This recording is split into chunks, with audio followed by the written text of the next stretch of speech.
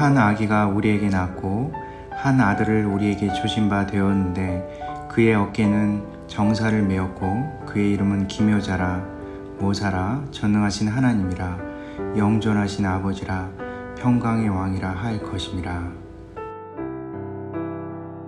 제가 잠깐 기도하겠습니다. 사랑과 은혜가 풍성하신 하나님 감사드립니다. 하나님의 말씀이 선포됩니다. 여기 서 있는 저로부터 시작하여 우리 모두가 주님의 말씀을 믿음으로 듣겠습니다.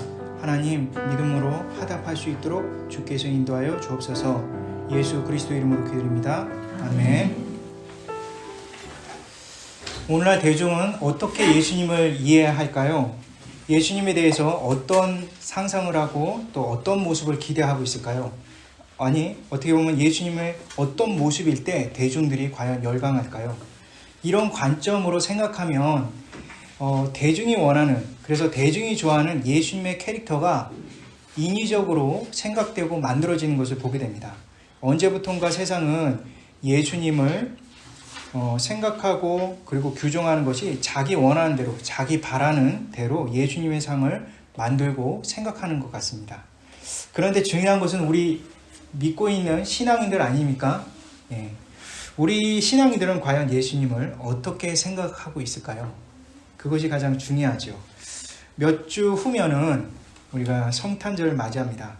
예수님을 어떻게 생각하는지에 대한 답변은 결국 예수님의 인격에 대한 질문일 것입니다. 그리고 예수님이 왜 오셨는지에 대한 물음은 결국 예수님께서 어떤 사역에 대한 이해를 우리가 갖고 있느냐, 이 부분에 대해서 우리가 생각할 수 있는 것이죠. 따라서 예수님은 누구신지, 예수님이 이 땅에 왜 오셨는지에 대한 물음은 예수님의 인격과 사역에 대한 질문을 요약하는 내용인 것입니다. 오늘 이 말씀이 바로 예수님이 어떠한 삶을 사셨고 왜 오셨는지, 그리고 예수님은 과연 누구신지에 대한 중요한 지표가 될 것입니다. 따라서 세상 사람들과 달리 신앙인들이 생각하는 예수님이 어떠한지가 참 중요하다고 생각이 됩니다.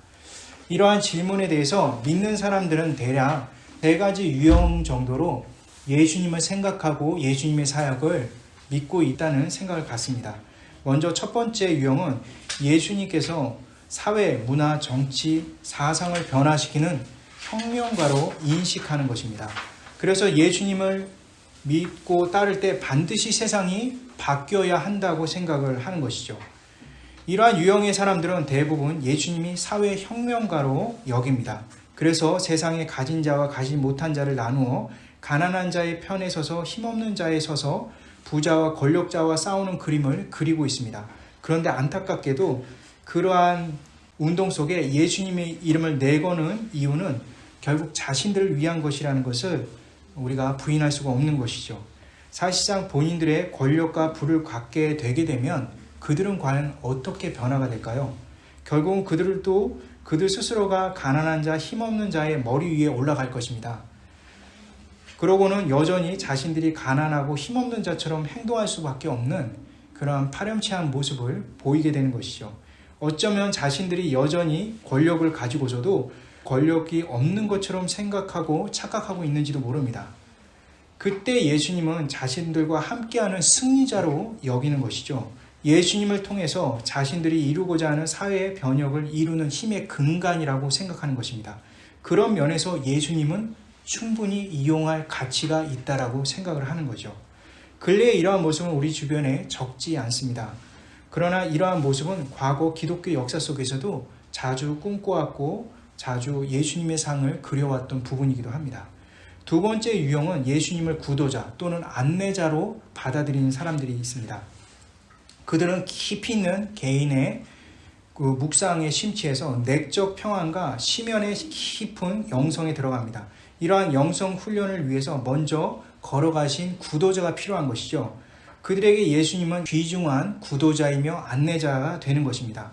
그들은 결국 개인의 명상을 통해 영적 윤택함을 추구하게 됩니다. 세상에 대해서 관여하는 것은 영성이 떨어지는 세속자들만 하는 것이라고 그들은 생각을 하는 거죠. 그래서 예수님은 길을 걸어가신, 외길이고 아무것도 없는 길이고 본인 스스로가 진짜 예수가 되기 위한 길을 간 그런 구도자로서 존경할 뿐인 것이죠. 그러나 그들에게 예수님은 선각자 그 이상 그 이하도 될 수가 없습니다. 구원자로서의 역할로서가 아닌 바로 인도자의 역할인 것뿐인 것이죠. 결국 예수님은 그들의 영적 삶을 인도하는 표지판에 불과한 것이죠. 자신들 스스로가 고행하고 훈련을 통해서 만족한 결과를 얻게 되는 것입니다. 마지막 세 번째 유형은 좀 어려운 내용인데요. 굉장히 철학적인 것을 바탕으로 한 교조주의적 예수님을 꿈꾸는 사람들입니다. 이것은 어떻게 보면 우리 장로교 안에 철학적 바탕에 의해서 탄생된 그런 모습이기도 합니다. 이들은 철저히 예수님을 철학적 사고와 지적 욕구의 충족의 대상으로만 보게 되는 것이죠. 그래서 예수님을 인격과 사역에 대해서 합리적인 철학적인 사고로 증명해 보려고 많이 노력합니다.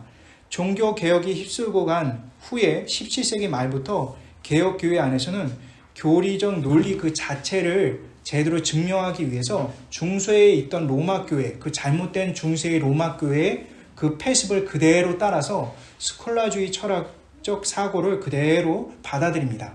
그리고 그 스콜라주의 철학의 바탕은 현대 철학의 기조가 되는 그러한 것에 의해서 혼합이 되기 시작하는 것이죠. 그들은 칸트 이후로 학문이나 이성에서 비껴나간 그러한 신학을 논리로 자꾸 변증하고 변화시키는 그러한 신학을 하게 되었습니다. 그래서 결국은 굉장히 철학적으로 깊이 있는 신학을 할 때만이 그것이 올바른 신학이라고 그들은 이제 얘기를 하기 시작하는 거죠. 이들 중에 소위 말하는 청교도 교리에 잘못된 그러한 부분도 있는데요. 특히 성화나 거룩함에 대해서 강조하는 이러한 교리, 그래서 중세 수도원적 분위기로 와전되는 그런 모습도 보게 되는 것이죠. 예수님의 오심이 예수님이 성화하셔서 스스로가 완성시키기 위해서 오셨다고 착각을 하는 거죠. 그래서 예수님께서 33년간 공생의 기간을 왜 필요로 하는지를 그들은 이해를 못하는 것입니다. 33년간의 그러한 시간이 예수님의 성화 과정이라고 생각하는 거예요. 그분 스스로가 거룩해지는 과정으로 변화됨으로 인해서 십자가 지시고 부활하시는 능력을 얻게 됐다라고 착각을 하는 거죠. 그래서 예수님께서 이 땅에 오시기 전에 그분이 어떤 분이신지조차도 까맣게 잊어버리고 예수님이 오심에 대한 내용을 그대로 우리가 답습해서 우리도 거룩해지자라는 표 아래 우리 스스로도 성화의 과정 속에서 스스로가 변화되려고 많이 노력을 하게 되는 것이죠. 예수님을 믿는 것이 아니라 이성적 사고로 논리로 수납하는 그런 모습입니다. 예수님은 나의 이성적 사고의 당위성에 불과한 것이죠. 성경에 나오는 구약에 따른 언약에 대한 말씀, 약속에 대한 것은 온데간데 없이 모두 사라지고 오직 합리적인 생각만 그들에게 남는 것입니다. 조금 어렵죠? 쉽게 얘기해서 그들은 머리로 예수님을 이해하고 머리를 통해서 예수님에 대해서 만족하며 살아간다는 것입니다. 이 외에도 교회 안에 여러 가지 또 부류가 있을 수 있죠. 예수님을 상업적으로 생각해서 이용하려고 하기도 하고요. 돈벌이 수단으로 생각할 수도 있습니다. 단순히 교제권을 위한 명목으로 또 상징될 수도 있는 것이죠. 그리고 급기야 죽은 이후에 보장을 얻기 위한 보험 정도로 생각할 수 있는 것이 예수님을 믿는 그런 신앙의 이유가 될 수 있다는 것이죠. 이렇게 교회 안에서도 예수님에 대해서, 예수님 오심에 대해서 다각적인 생각을 하고 있다는 것을 우리는 인식할 필요가 있는 것입니다. 그렇게 따지면은 세상이나 교회 아니나 그렇게 다를 건 없는 것 같아요. 예수님에 대한 생각이 어떻게 보면은 성경에 나오는 그 예수님을 바라보기보다는 자신들이 원하는, 그래서 자신들이 꿈꾸는 그러한 예수님을 생각하고 그러한 예수님이 돼야만 한다고 예수님께 강요하는 그러한 모습을 보게 되는 것이죠. 이러한 부분에 대해서 이번 주를 시작해서 이렇게 3주 동안, 총 4주 동안 예수님에 대해서 우리가 생각해보고 배워보는 시간을 가질 겁니다. 이것을 통해서 우리가 기존에 있던 잘못된 예수님에 대한 생각과 그러한 관점들을 철저하게 돌이켜서 성경에 나오는 말씀과 그 관점으로 우리가 맞춰나가는 그런 시간을 가졌으면 좋겠습니다. 이 4주에 걸쳐 전할 말씀은 이사야 9장 1절에서 7절 말씀인데요. 특별히 9장 6절에 나오는 예수님에 대해서, 메시아에 대해서 4가지 이름이 나오는데 각각 하나씩 걸쳐서 제가 설명을 하려고 합니다. 각각 이름에 대한 부분이 굉장히 깊이 있는 그러한 내용들이 있습니다. 이거는 사실은 단순히 9장 6절에만 이렇게 남아있는 말씀이 아니라 이사야 전체를 관통하는 예수님, 메시아에 대한 이름을 의미하는 것입니다. 따라서 이것을 이해하기 위해서는 이사야 전체에 대한 확실한 이해가 필요할 뿐만 아니라 어떻게 보면 구약 전체에 대한 이해가 있어야만 메시아의 4가지 이름에 대해서 정확하게 이해할 수 있는 것입니다. 이렇게 이러한 패턴으로 진행될 건데요. 특별히 저는 이제 월터 브루만이라는 사람이 있습니다. 이 사람의 책 중에 Names for the Messiah라는 책이 있는데 이 책을 제가 비판하는 관점에서 설교를 진행하려고 합니다. 이 사람은 굉장히 훌륭한 사람입니다. 구약에서 굉장히 꽤 알려진 사람이고 저도 역시 그분의 그러한 해석적인 부분에 많이 영향을 받았습니다. 그럼에도 불구하고 이사야 9장 6절은 세상에서 잘못된 시각으로 말을 하는 그 예수님을 그대로 대변한 듯이 이렇게 예수님의 4가지 이름을 풀어내는 것을 보게 됩니다. 오늘날 잘못된 예수님에 대한 얘기를 이렇게 신학적으로나 설교 단상에서 나누는 경우가 종종 있습니다. 그런 경우에 대부분이 이 월터 브루만이 주장하는 내용과 거의 일맥상통하기 때문에 이 사람에 대해서 비판적인 시각으로 말씀을 전할 때 오히려 오늘날 이 세상 사람들이 갖고 있는 잘못된, 특별히 이 세상이 아니죠, 이 교회 안에서 갖고 있는 잘못된 예수님에 대해서 우리가 다시 한번 생각하고 그리고 바르게 조정할 수 있다고 생각이 됩니다. 먼저 참고적으로 이사야 9장 6절을 알기 위해서는 약간 배경적인 부분도 우리가 이해할 필요가 있습니다. 왜 이런 월터 브루만 같은 사람이 이렇게 잘못되게 이사야 9장 6절을 해석했을까?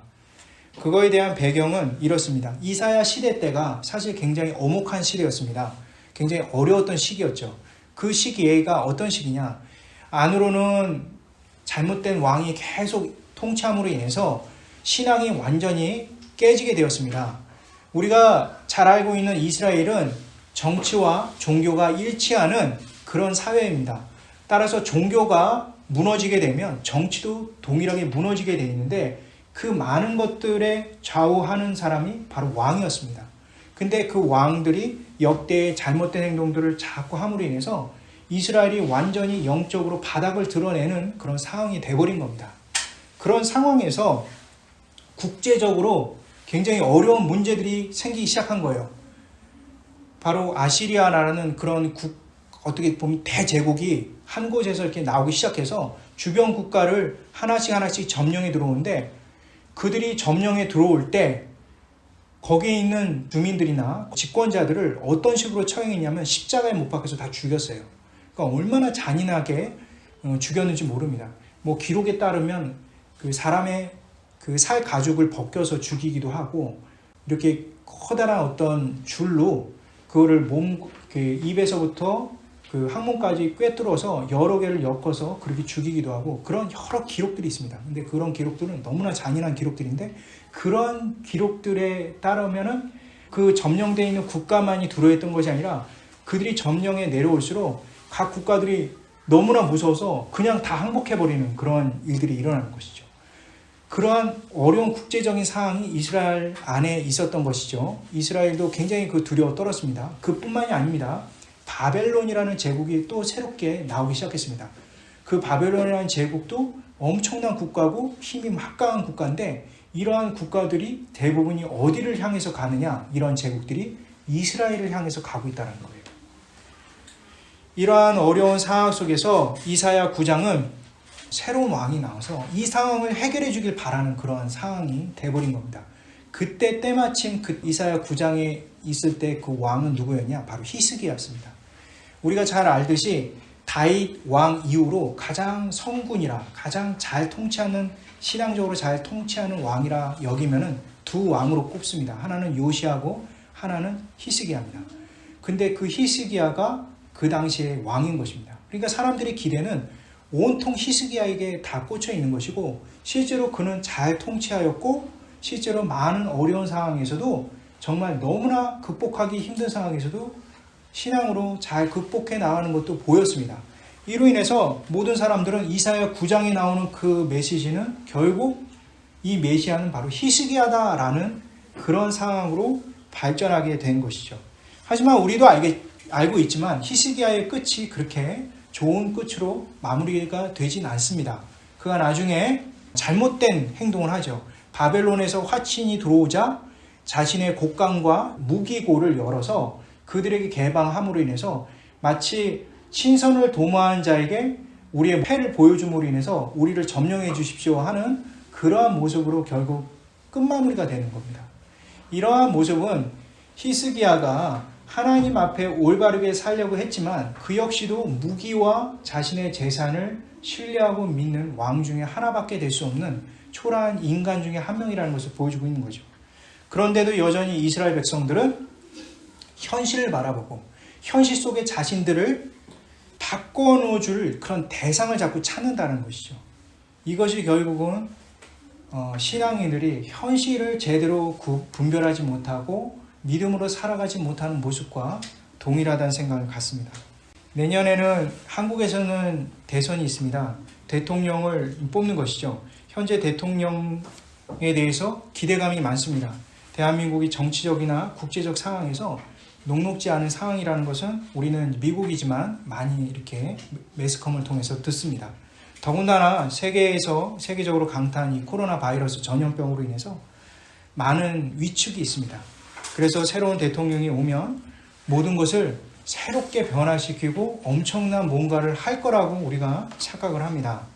하지만 우리도 잘 알지만 처음에는 열광했다가 나중에 후회되는 일들이 참 많습니다.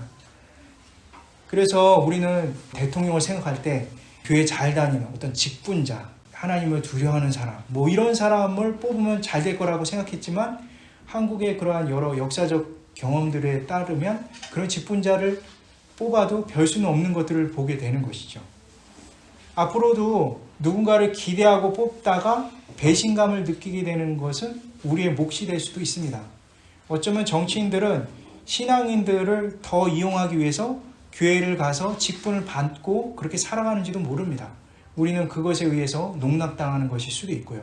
따라서 우리가 현실 속에서 뭔가 대통령이나 권력자나 어떤 누군가를 집중해서 살아간다면 우리의 희망은 세상 사람들과 동일한 희망으로 밖에 비춰질 수 없는 것입니다. 미국 역시 내년에는 총선이 있습니다. 상하원을 뽑는 그런 총선이 있죠. 이런 상황에서도 굉장히 많은 사람들이 현재 있는 경제적 상황이라든가 국제적 상황 때문에 어디를 표를 몰아주자 이런 얘기를 하지만 결국은 그들이 초기에는 잘할지 모르지만 나중에는 우리를 배신할 수 있는 그런 사람이라는 것을 항상 우리가 인식하고 우리는 그들을 볼 때 단순히 그냥 표면적으로 교회 다닌다 아니면 교회가 좋아하는 말을 한다라는 것에 의해서 판단하는 것이 아니라 철저하게 생각하고 주님 앞에 기도하고 분별해서 그렇게 하면 됩니다. 그리고 그들에게 너무 많은 걸 신뢰하지 마십시오.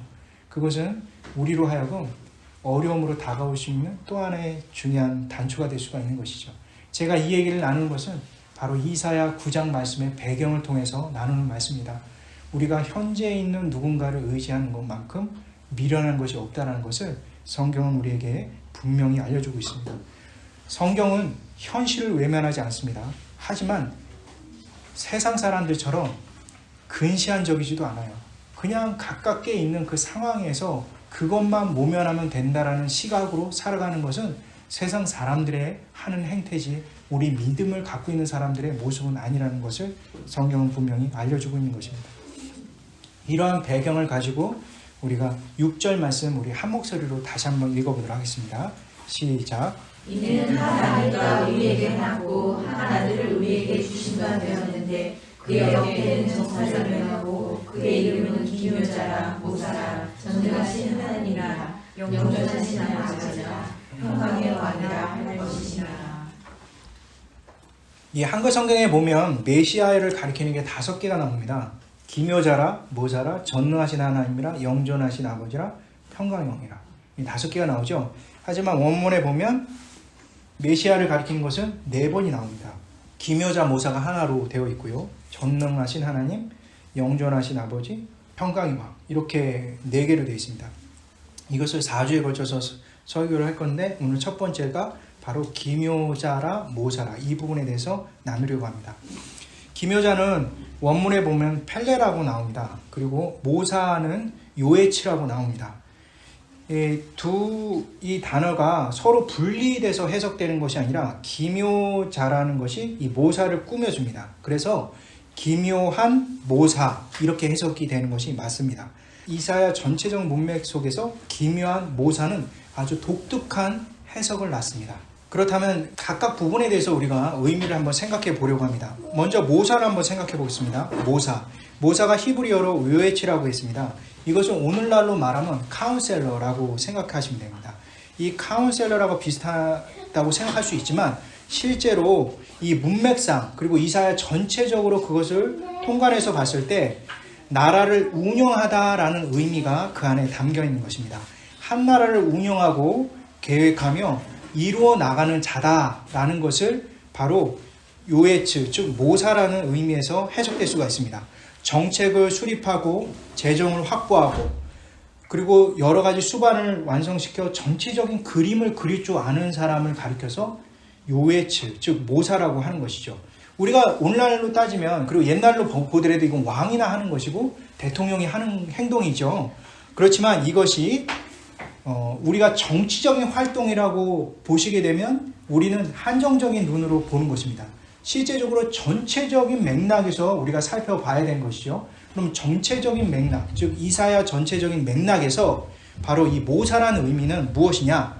바로 전 우주를 창조하시고 마지막 이정표를 찍어주실 알파와 오메가 되시는 예수님의 통치 그 자체를 의미하는 것이 바로 이 모사라는 것을 의미해 주는 것입니다. 따라서 우리가 눈에 보이는 단기적인 하나의 어떤 그 시대 속에 어떠한 대통령, 어떠한 왕을 의미하는 것이 아니라 전 우주와 전 그 인류의 그 시간의 모든 것들을 다 보고 계획하시며 운영하시는, 다시 말해서 여기 나오는 그 메시아는 바로 우주적인 하나님에 대한 전체적인 능력을 의미하는 것이죠. 근데 여기서 기묘라는 것이 굉장히 중요합니다. 그러한 분이 기묘라는 의미가 그 안에 담겨 있다. 따라서 그러한 창조주 하나님 되신 분에 대해서 그걸 한정지어서 의미를 바꿔놓는 것입니다. 그 기묘라는 것은 히브리어로 펠레인데 영어로 말하면 원더풀입니다. 하지만 이 원어의 의미에 나오는 그 원더풀과는 차원이 다른 겁니다. 기존에 있는 관습과 관행을 완전히 뒤엎는 아주 획기적으로 뛰어남을 의미합니다. 전혀 새롭고 기존에서 비교할 수 없는 것을 의미하는 것이죠. 그래서 아주 이질적인 것을 강조하는 내용인 것입니다. 아주 독특하고 다르고 새롭다는 것이죠. 그리고 그것이 계속적으로 이어지는 것입니다. 오늘날 정치인이나 집행관이나 어떤 권력자들이 왕으로 등극하거나 또는 대통령이 됐을 때 많은 사람들이 기대를 모으죠. 그런데 그 사람들이 내려올 때쯤 되면 어떻습니까? 죽일 자가 됩니다. 다 감옥에 쳐넣죠. 한국 같은 경우는. 사람들은 그 어떤 왕에 대해서 또는 권력자에 대한 그런 기대 심리가 있는데 그 기대 심리는 처음에 본 것보다 계속 새로워지길 바라는 거예요. 그런데 그걸 만족할 수 있는 대통령이나 권력자는 이 세상에 아무도 없다는 거예요. 그런데 주님께서 그것을 하시는 분이라는 것이죠. 창조주, 세상의 모든 것을 주관하시고 계획하시는 그분이 바로 그 일을 하시는다는 것이죠. 그런데 여기 있는 기묘한 모사라는 그 펠레 유에치라는 것은 사실 더 중요한 의미가 그 안에 담겨 있습니다. 너무나 무서운 숨은 의미가 그 안에 담겨 있는 것이죠. 너무나 새롭게 보이기 때문에 기존에 있는 것은 충격으로 그것이 압도되는 것을 의미하는 거예요. 우리의 반응과 관계없이 성경은 그 충격을 우리에게 줄 것에 대해서 얘기를 하고 있는 것입니다. 예수님이 이 땅에 오심은 이스라엘 백성에게 어떻게 다가오고 이해될지 이스라엘 사람들의 생각과 이해 수준을 뛰어넘는 것을 의미하는 것이죠. 예수님이 십자가 지실 때 이스라엘 대중과 집행관이 보이는 반응을 보면 우리는 알 수가 있는 것이죠. 그래서 세상은 믿음으로 기묘한 모사라는 것을 받아들이지 못한다면 권력자들이나 대중은 가장 위협적인 존재로 생각할 수밖에 없게 된다는 것이죠. 그래서 대중들은 자신들의 입맛대로 예수님을 생각했는데 나중에 알고 보니까 이분은 전혀 엉뚱한 행동을 하더라. 그럴 때 대중의 반응과 권력자들의 반응은 죽여야겠다. 이 반응밖에 될 수가 없다는 것을 우리는 생각해 볼 수가 있는 것이죠. 부담스럽다 못해 아예 없어져야 될 존재로 여겨지는 것이죠. 이것은 우리가 잘 알고 있는 그런 성경 말씀을 통해서도 볼 수가 있습니다. 마태복음 2장에 보게 되면 헤롯이 그것을 느꼈죠. 두려워했죠. 기존에 있는 모든 것을 뒤엎을 것 같죠. 그래서 결국은 예수님의 태어난 시점을 통해서 2살 전후로 해서 태어난 지 얼마 안 된 아이까지 싹 다 죽입니다. 그러니까 그의 악랄한 그런 행동의 발단은 바로 예수님께 대한 두려움이죠. 예수님이 어떻게 이 세상을 변혁시킬지, 그리고 그것이 자신의 권력에 어떤 영향을 줄지에 대한 두려움이 그 안에 밀려오는 것입니다. 세상은 소위 믿는다는 우리조차도 예수님의 말씀을 믿고 믿지 않고에 의해서 예수님을 무서운 존재로 생각할 수 있다는 것을 우리는 기억해야만 하는 것이죠. 예수님이 이 땅에 오실 때 그 언약대로 우리가 믿고 희망하고 소망하면 예수님 자체가 우리에게 유일한 구원자라는 것을 받아들일 수 있지만, 믿음 없는 자에게는 저주의 시작이라는 것을 보여주고 있는 것입니다. 예수님 말씀이 우리 신앙이들에게 불신으로 다가오면 그만큼 위협적인 것이 없습니다. 무엇이 우리 인생에 개입되어 있다, 그것이 우리 인생의 전체를 흔들어 놓을 수 있는 일들이 생겨난다, 그만큼 두려운 것이 또 어디 있겠습니까? 우리가 기대하는 것, 그래서 우리가 실제 생활하는 하고 의지하는 그 방향대로가 아닌 전혀 엉뚱한 방향대로 우리 이끌 수 있다는 그 두려움. 그럴 때 우리는 예수님에 대한 믿음이 없다면 예수님을 원망하고 적개시하고, 그리고 자신이 가장 외롭고 괴롭고 고통스러운 존재라는 것을 느끼고 스스로가 그것을 가다놓고 살 수밖에 없는 그런 자아가 된다는 것입니다. 그리고 이러한 지금의 말씀드린 이러한 위협은 아무것도 아닌 수가 있어요. 이것보다 더 근본적인 두려움이 찾아올 텐데, 그것이 바로 뭐냐면 우리 모두 각자가 갖고 있는 그 알량한 자존심을 마구 흔들어 놓으실 때, 그때 우리는 통탄할 정도로 괴로움에 고통스러워할 것입니다. 나의 자존심의 치명적인 위협을 주께서 우리 생활 가운데, 믿는 사람 가운데 분명히 건드려 놓으실 것이라는 것이죠. 나와 우리의 그러한 신경을 건드려 놓은 그것이 바로 예수님이고 하나님의 말씀이 된다고 한다면 그것만큼 고통스러운 것이 없습니다. 내가 마지막까지 절대 용서할 수 없는 근본적인 것, 바로 나의 자존심을 무참히 밟아버릴 듯한 그 느낌을 바로 예수님의 말씀을 통해서 우리가 받게 된다고 한다면 우리는 과연 어떤 행동을 하게 될 것일까? 나의 일말에 남아있는 마지막 자존심의 상처를 주실 분이 바로 예수님의 말씀이라고 한다면 우리는 과연 예수님의 말씀을 믿음으로 받아들이며 살아갈 수 있을 것인가에 대한 그 물음을 기묘한 모사를 통해서 우리에게 전해주고 있는 것입니다. 내가 인정하고 싶지 않은 나의 마지막 자존심마저 송두리째 흔들어 놓는다면 예수님 앞에 여러분과 저는 어떻게 해야 될까? 그런 물음을 우리는 생각해 볼 수가 있는 것이죠. 마음에 없지만 예수님이 그렇게 하셨으니까 우리는 어쩔 수가 없는 거다 라고 우리 스스로가 그것에 대해서 담담히 받아들일 수 있을 것 같습니다. 그렇지만 속은 다르죠. 정말 아마 뒤집어질 겁니다. 이렇게 보게 되면은 내 자신은 예수님을 불신하고 있다라는 것에 대해서 우리 스스로가 자각해 볼 수가 있는 것입니다. 기묘한 모사는 바로 이런 것입니다. 예수님을 믿는 자에게 너는 진짜 예수님을 믿고 있는지 네 스스로가 잘 알아봐야만 한다. 너는 사실은 나를 믿고 있지 않지 않느냐? 그 얘기를 우리에게 기묘한 모사를 통해서 던져주고 있는 것이죠. 우리는 예수님 믿는다는 것이 이 세상의 평안과 거리가 멀다라는 것을 신앙생활을 하면서 점점 깨닫게 되는 것입니다. 오직 예수님을 믿는 것 그 자체가 평화이며 기쁨이지, 세상 사람들처럼 믿게 되어서 얻게 되는 결과가 평화와 기쁨이 아니라는 것이죠. 예수님 자체가 기쁨이고 예수님 자체가 우리에게 소망이고 예수님 자체가 우리의 전부라는 것을 잊게 되면은 우리는 예수님을 통해서 뭔가 기쁨과 평안을 얻으려고 자꾸 그것을 찾아간다는 것입니다. 그렇게 되면은 우리는 진짜 예수님을 믿기가 어렵다는 것입니다. 마태복음 10장 34, 39절입니다. 내가 세상에 평화를 주러 온 줄을 생각지 말라. 화평이 아니요 검을 주러 왔노라. 내가 온 것은 사람이 그 아버지와 딸이, 어머니와 며느리가 시어머니와 불화하게 하려 함이니 사람이 원수가 자기 집안 식구리라. 아버지나 어머니를 나보다 더 사랑하는 자는 내게 합당하지 아니하고 아들이나 딸을 나보다 더 사랑하는 자도 내게 합당하지 아니하며 또 자기 십자가를 지고 나를 따르지 않는 자도 내게 합당하지 아니하리라. 자기 목숨을 얻는 자는 잃을 것이고 나를 위하여 자기 목숨을 잃는 자는 얻을 것이다. 결국은 예수님을 믿는다는 것은요, 예수님을 믿지 않는 한 가족된 사람들과도 연대가 불가능하다는 것을 이 말씀은 정확하게 우리에게 알려주고 있는 것입니다. 때로는 다 예수님을 믿고 있는 가족이라고 해도요, 예수님을 다 믿는다고 해서 믿음으로 그 상황을 바라보거나 분별할 수 있는 것이 항상 있는 것은 아닙니다. 그래서 그 가족 중에 누군가 한 명만 믿음으로 그것을 보게 되면 같이 교회 다니고 신앙생활을 하고 있는 그 가족에게도 비난을 받을 수 있다는 것을 이 말씀은 우리에게 명확히 알려주고 있는 것입니다. 예수님 믿는다는 것은 사실은 오히려 배신과 반대와 괴로움과 고통이 있다는 것을 여기에서 알려주고 있는 것이죠. 우리를 대속하신 예수님의 근본적인 은혜와 그 감사가 없다면 우린 현실 속에서 수많은 괴로움과 믿음의 결단 속에서 우리 스스로가 초라해지게 될 수밖에 없는 그런 존재라는 것을 기묘한 모사를 통해서 우리에게 알려주고 있는 것입니다. 말씀을 마치겠습니다. 성탄절 기념일이 가까웠습니다. 성탄절을 지내는 것이 옳은 건지 옳지 않은 것이 그것은 중요하지 않습니다. 성탄절이 12월 25일이 아니라는 것은 우리 모두가 다 아는 사실입니다.